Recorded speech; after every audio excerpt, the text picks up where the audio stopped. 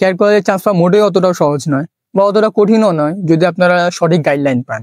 আমার ক্ষেত্রে সেটা ফিউচার ক্যাড একাডেমি ছিল।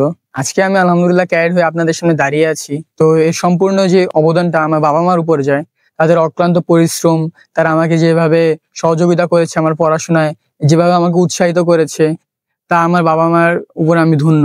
এবং তার পাশাপাশি ফিউচার ক্যাড একাডেমি সবারই প্রায় সব ক্যাডদেরই জীবনযাত্রায় থাকে, ক্যাড ভর্তি যাত্রায় একটি কোচিং সেন্টার। আমার ক্ষেত্রে ফিউচার ক্যাড একাডেমি, তাদের যে অবদান, তারা আমার সবসময় লেগে থাকতো আমার সাথে, যে আমার কোথায় হেল্প করতে হবে বা কোথায় সমস্যা তা তারা আমাকে বলতো এবং বিভিন্ন কাজে আমাকে সহযোগিতা করতো, পড়াশোনা থেকে শুরু করে সব তারা আমাকে সহযোগিতা করতো। তো আমি আপনাদের কাছে আহ্বান জানাচ্ছি যে আপনারা আপনাদের সন্তানকে ফিউচার ক্যাড একাডেমি, যে বাংলাদেশে 26টি শাখা আছে, তার মধ্যে যে কোনো একটি শাখাতে আপনার সন্তানকে ভর্তি করে দিয়ে ক্যাড হওয়ার সুযোগ করে দিন।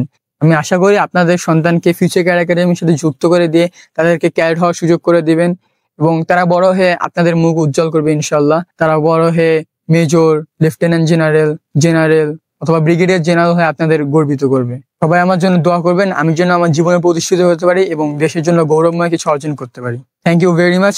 আল্লাহ হাফেজ।